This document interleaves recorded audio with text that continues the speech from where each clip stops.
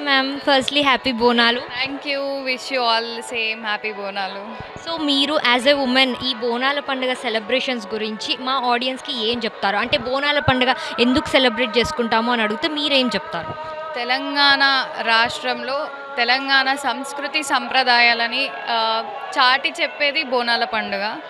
అంటే గతంలో వివిధ రోగాల నివారణకై చెప్పేసి సైంటిఫిక్‌గా కొన్ని పద్ధతులు పాటించేవారు. మరి అదే క్రమంలో అమ్మవారిని సైంటిఫిక్‌గా పూజించే క్రమంలో బోనాలని సెలబ్రేట్ చేసుకునేటోళ్ళు.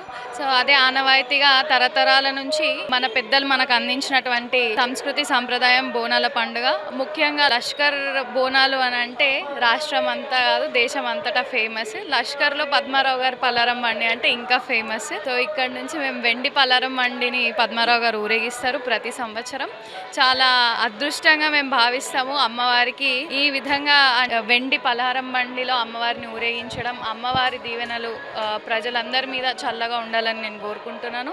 అలాగే రాష్ట్ర ప్రజలందరికీ తెలంగాణ రాష్ట్రంలో ఉన్న ప్రతి ఆడబిడ్డకు కూడా బోనాల పండుగ శుభాకాంక్షలు. సో మీరు యాజ్ ఎ వుమెన్ అంటే అమ్మవారిలాగా అందంగా అలంకరించుకొని బోనం ఎత్తుకొని అమ్మవారికి నైవేద్యం అనేది పెడుతూ ఉంటాం కదా, అలా మీరు ఒక వుమెన్గా మీరు అదంతా చేయడం ఈ ప్రాసెస్ని మీరు ఎలా ఫీల్ అవుతున్నారు? చాలా హ్యాపీగా అండి, చాలా హ్యాపీగా ఫీల్ అవుతాయి. ఎందుకంటే అమ్మవారు మనల్ని కాపాడుతుంది కాబట్టి అమ్మవారికి మనం బోనంని నైవేద్యాన్ని బోనం రూపంలో మనం సమర్పిస్తాం కాబట్టి అమ్మ అవకాశాన్ని మనకి ఇచ్చిందంటే చాలా గొప్పగా ఉంటుంది కదా. సో చాలా అదృష్టంగా భావిస్తాము. ప్రతి ఒక్క ఆడబిడ్డ బోనాల పండుగ అంటే కూడా ఉత్సాహంతో తయారవ్వడం, అమ్మవారిలాగా అలంకరించుకోవడము, బోనాలు తయారు చేయడం, బోనం ఎత్తుకొని గుడికి రావడం, వారిని దర్శించుకోవడం రాష్ట్రంలో ప్రతి ఒక్క గ్రామంలోనూ జరుగుతుంది. సో ఇక్కడ కూడా అదే ఆనవాయితీని మేము పాటిస్తాం. సో పద్మారావు గారు అయితే చాలా ఘనంగా సెలబ్రేషన్స్ అనేవి జరిపిస్తూ ఉన్నారు కదా. అండ్ ఈ పలారం బండి గురించి కానీ ఇంకా దేని గురించి అడిగినా కూడా ఇక్కడ ప్రజలైతే ముత్యాలమ్మ గారి ఆలయం దగ్గర పద్మారావు గారు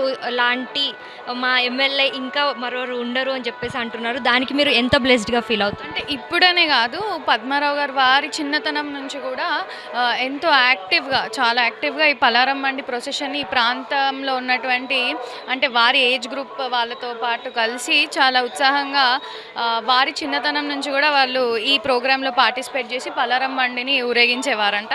సో అది ఆనవాయితీగా తరతరాలకు అందిస్తూ ఇప్పుడు వారి పిల్లలకి వారి వచ్చే తరాలకు కూడా అందిస్తూ మరి మేమందరం ఈ యొక్క ప్రొసెషన్ని ఇంత గ్రాండ్ ప్రొసెషన్స్ని మా కళ్ళతో చూడడం అనేది మేము అదృష్టంగా భావిస్తున్నాం. So one last question. So if you would like to say someone like who will stay in some other country or else state, so మన బోనాల గురించి మీరు వాళ్ళకి చెప్పాలి అనుకుంటే ముందుగా చెప్పేది ఏంటి? బోనాల గురించి నేను స్పెషల్గా చెప్పాల్సింది ఏం లేదు. మన కల్చర్ని, మన ట్రెడిషన్ని చాటి చెప్పేదే బోనాల పండుగ.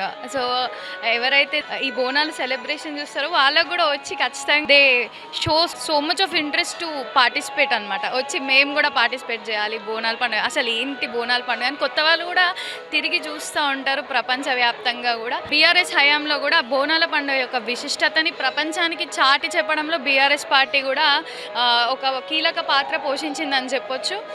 ఈరోజు అధికారంలో ఉన్నా లేకున్నా రాజకీయ పరంగా కల్చర్ని ప్రమోట్ చేసే విధంగా పద్మారావు గారు ఎప్పుడూ ముందుంటారు. భావి తరాలకు కూడా మన యొక్క ట్రెడిషన్ని ఆయన ముందుకు తీసుకెళ్ళి యువకులకి, ముఖ్యంగా యూత్ అందరికీ పరిచయం చేస్తున్నారు.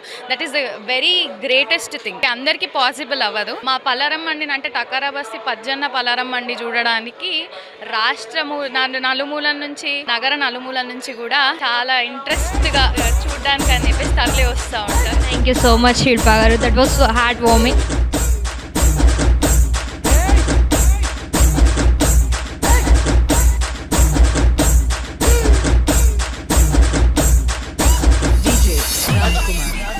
Subscribe Hrithika media.